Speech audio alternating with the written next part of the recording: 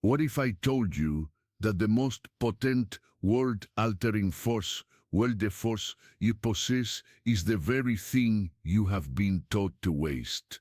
What if the energy you spill in moments of fleeting, hollow pleasure is the exact currency required to purchase your greatness, your focus, your wealth, and the unwavering attention of the very women you desire?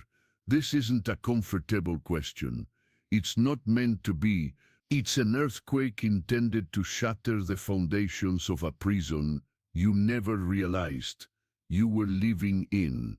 You have been led to, you have been sold a cheap and diluted version of your own power. Society, in its relentless pursuit of docile, predictable consumers, has taught you to see your most primal, creative fire, your sexual energy, as little more than an itch to be scratched, a pressure to be released. It has handed you an infinite supply of digital ghosts and fleeting encounters, encouraging you to drain your very life force, your vital essence, into the abyss of momentary gratification. And with every release, you become a little weaker, a little more fragmented, a little less present, and a little more invisible to the world of genuine power and profound attraction. The great philosopher and student of success, Napoleon Hill, spoke of this in hushed, reverent tones. A cold, sex transmutation, one of the deepest secrets of genius, the alchemical key that turns the lead of base desire into the gold of extraordinary achievement. He understood what the ancient yogis and stoic masters knew, that the river of sexual energy that flows through you has two potential destinations. It can flow outwards, dissipating into the shallow pools of transient pleasure, leaving you empty and thirsty. Or it can be consciously, deliberately, and powerfully redirected upwards, irrigating the gardens of your mind, fueling the furnace of your ambition, and magnetizing your very soul. This journey we are about to embark on is not about shame, nor is it about repression. Repression is for the weak. It is the fearful act of caging a beast. We are not here to cage the beast. We are here to tame it, to befriend it, to mount it, and ride it towards the heavens. This is about transmutation, a sacred, internal alchemy, where you, the alchemist, learn to take the raw, chaotic, and explosive energy of your libido and refine it into a laser beam of focus, a wellspring of creative genius, an unshakable core of self-possession, and an aura of magnetic charisma that is so potent, it needs no words to be felt. What you perceive as a mere physical urge, in fact, the universe's creative impulses, creative impulses, creative impulses, creative. When you spill your seed thoughtlessly, you are aborting not a child, but a business idea, a work of art, a solution to a complex problem, a moment of profound spiritual insight. You are squandering the very fuel of creation itself. Think of this energy as a sacred fire within your temple. The modern world has taught you to use this fire to light cheap cigarettes, one after another, giving you a momentary buzz followed by a lingering sickness. But the path of the conscious man, the path of the alchemist, is to learn how to gather that fire, to tend to it, to grow it until it becomes a roaring inferno in your core. This inferno doesn't burn you, it purifies you. It burns away the fog of anxiety, the dross of self-doubt, the chains of addiction. It forges you anew. The man who learns to contain and circulate this inner fire develops what can only be described as a presence. When he walks into a room, the energetic frequency shifts. He doesn't need to speak loudly. His silence is more potent than the chatter of 100 scattered men. His gaze is steady, penetrating, because his mind is not fractured by a constant, nagging need for release. A is whole, and it is this wholeness, this self-contained, self-sufficient energy that acts as an irresistible magnet. Why does this make you a magnet for women? Let us be brutally honest. The modern man is, for the most part, a leaky vessel. His energy is scattered. He seeks validation at every turn. His desire for a woman is not the desire of a king seeking a king to share his kingdom, but the desperate craving of a beggar seeking a crumb of attention to momentarily fill his inner emptiness. He gives his power away through his eyes, his words, his actions, constantly supplicating, constantly seeking approval. His desire is a gaping wound, and it repels the very thing he seeks. A woman, on a deep, primal, intuitive level, is drawn to a man who is a source of energy, not a drain upon it. She is drawn to presence, to a man who is so deeply rooted in his own being that his reality is a fortress of stability in a chaotic world. The man who practices seminal retention, who transmutes his sexual fire, is no longer a beggar. He becomes a generator. The vital force that conserves rebels him from the cellular level up. His nervous system strengthens, allowing him to handle more pressure, more stress, with a calm, centered demeanor. His voice deepens, carrying a new resonance of command. His eyes become clear and bright, windows to a mind that is sharp, focused, and uncluttered. He is no longer a slave to the next dopamine hit from a screen or a meaningless encounter. He is the master of his own internal state. It is a non-verbal declaration of power, discipline, and control. It communicates that he is a man who honors his own life force, and a man who honors his own life force is a man who can be trusted to honor, protect, and cherish hers. This is not about tricks or techniques. This is about fundamental energetic polarity. The feminine essence is, by its nature, a flowing, creative, and sometimes chaotic energy. It yearns for the stable, grounded, and purposeful container of the masculine. When you are a leaky vessel, you are not a container, you are a sieve. When you become whole, contained, and overflowing with your own vital energy, you become the rock, the mountain, against which the ocean of the feminine can crash and dance in beautiful, dynamic harmony. She feels this in her bones. She may not know why she feels safe in your presence, why your silence is more comforting than another man's poetry, why your touch feels electric with life, and not charged with desperate need. But she feels it. Your contained energy becomes a sanctuary. This journey requires you to descend into your own abyss. It demands that you face the shadow, the part of you that drives the compulsions, the addictions, the mindless scrolling, the empty pursuit of pleasure that leaves you feeling more hollow than before. You must ask yourself, what is this hunger really for? The compulsive need for release, for the orgasm, is often not a desire for pleasure, but a desperate flight from pain. It is an attempt to momentarily numb the aches of loneliness, the sting of failure, the terror of your own unfulfilled potential. It is the cry of your inner warrior, shackled in the dungeon of your own self-neglect, begging to be set free. Every time you engage in thoughtless release, you are feeding the shadow and starving the warrior. You are choosing numbness over presence, escape over engagement.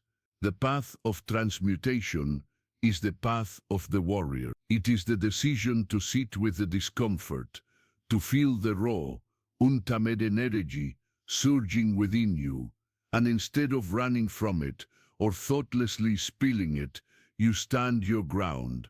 You breathe into it. You use the force of your will, your consciousness, to command that energy to rise, to move from your lower centers to your higher centers. You command it to fuel your mind, to open your heart, to connect you to your divine purpose. This is the alchemical marriage within, the integration of the shadow and the light. You do not kill the beast of your desire, you acknowledge its power, you honor its vitality, and you give it a noble task. You tell it, this immense power will not be wasted on ghosts and shadows. This power will build my empire. This power will create my art.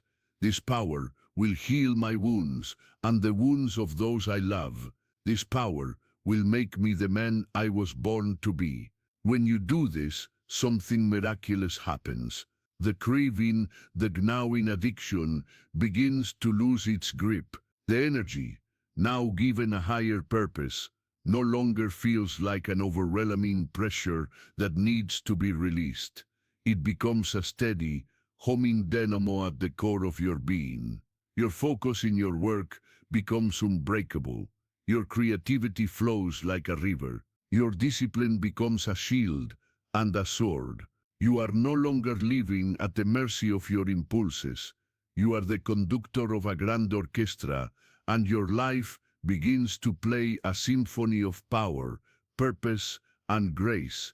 This process is a lonely one at first, for it is a journey inward, a confrontation with all the parts of yourself you have been taught to ignore or despise.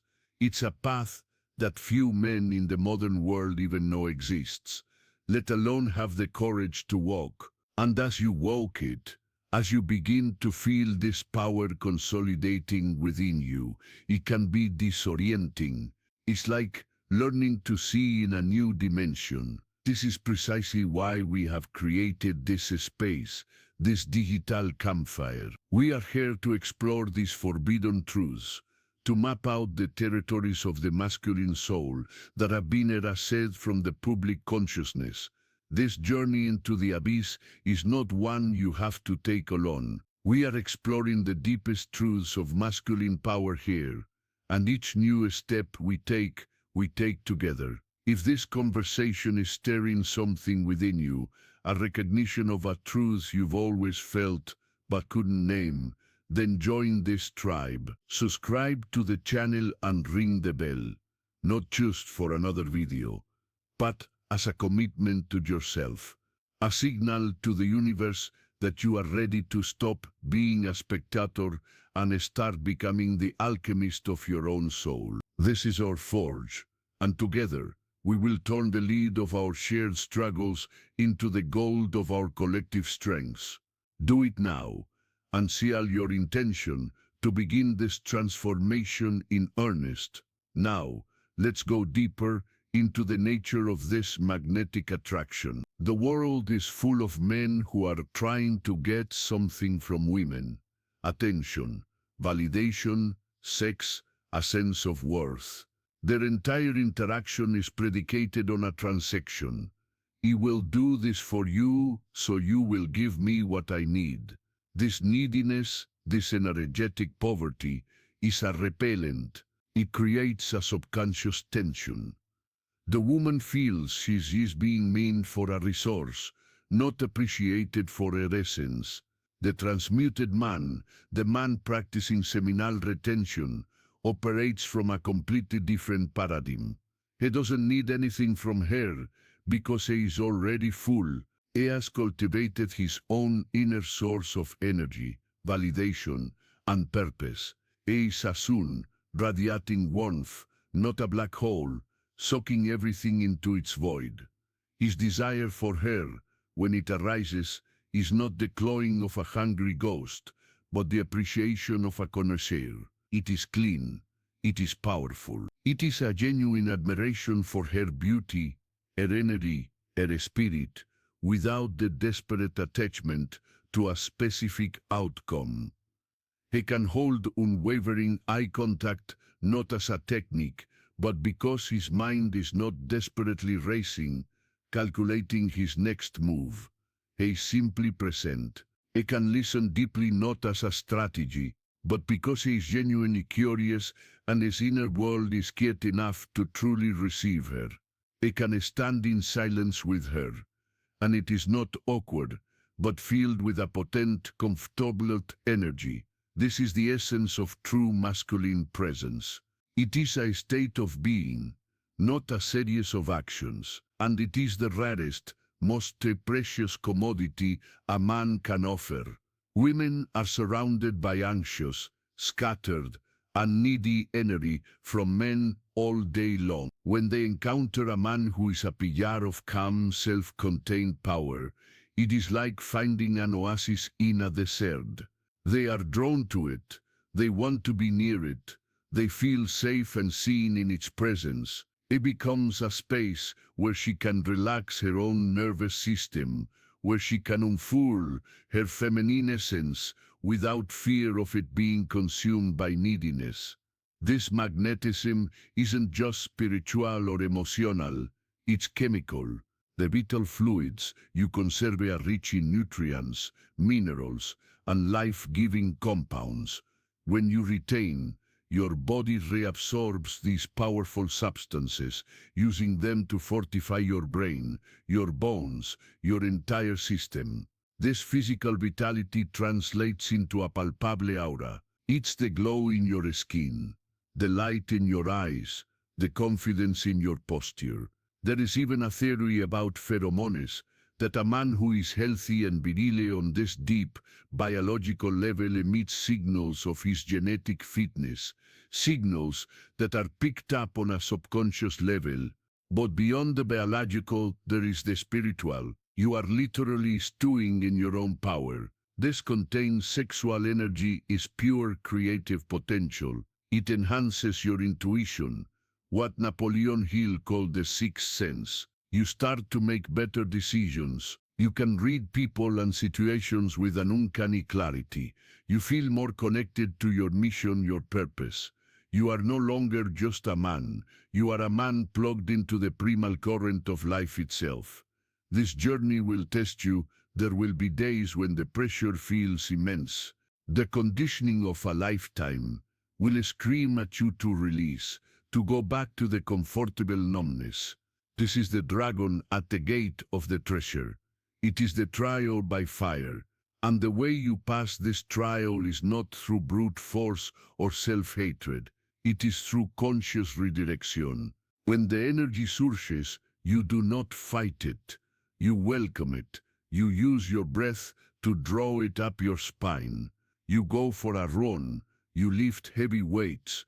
You throw yourself into your most important work. You channel the raw energy into a constructive outlet. You learn to surf the wave instead of letting it drown you. Each time you successfully transmute this energy, you level up. Your willpower becomes stronger. Your self-respect deepens. The dragon's roar becomes a little quieter, and you realize it was never your enemy, but your guardian, testing you to see if you were worthy of the treasure you seek. The treasure is your own integrated power.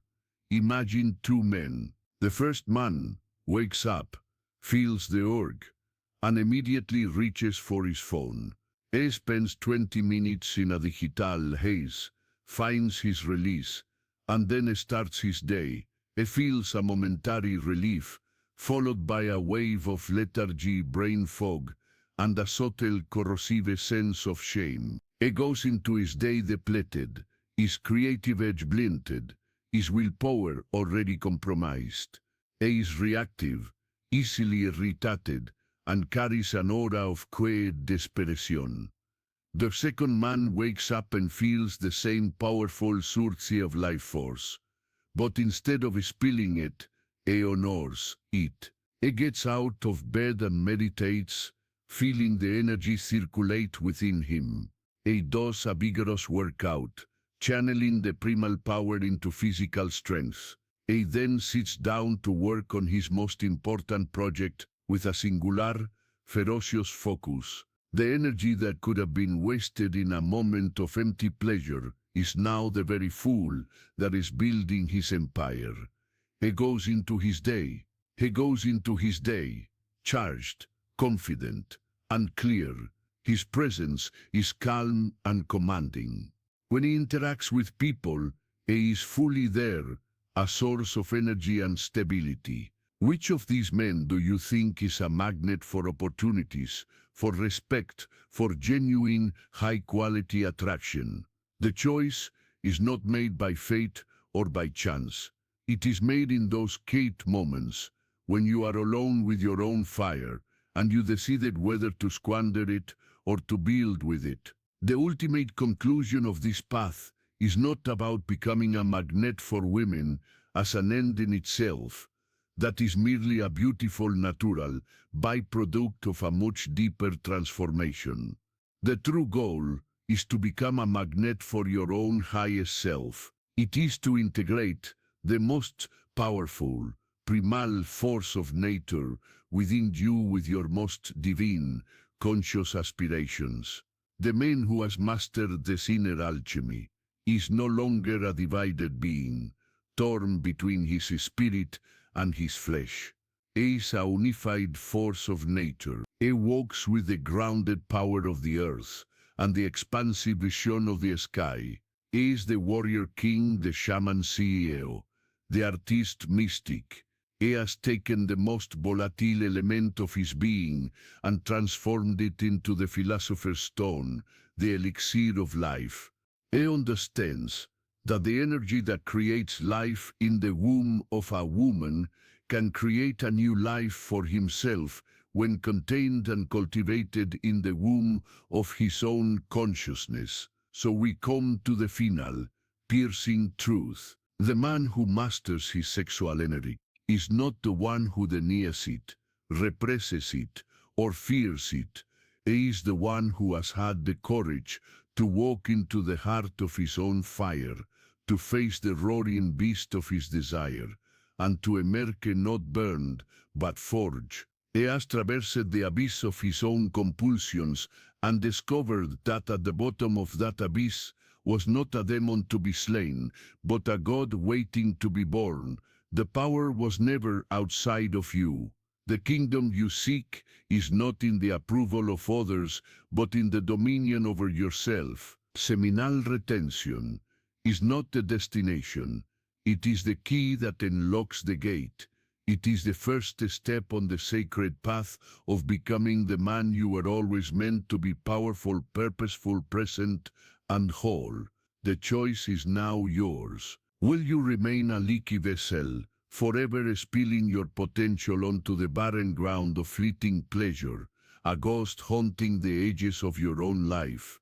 Or will you become the sealed chalice, overflowing with the divine nectar of your own power, a gravitational force that reshapes your reality from the inside out?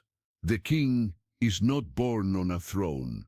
He is forged in the silent, solitary fire of his own contained desire. Your reign begins the moment you decide to stop spending your life force and start investing it. Begin now.